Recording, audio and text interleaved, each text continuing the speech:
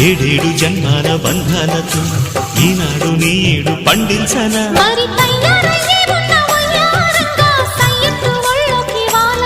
చూసుకొచ్చానమ్మా చూడు ఉత్సాహంగా చిన్నారి వన్నెల్ని ఏలంగా ప్రతిక్షణం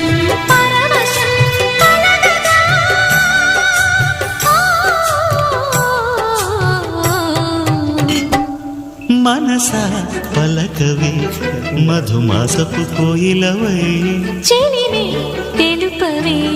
చిగురాశల గీతికవై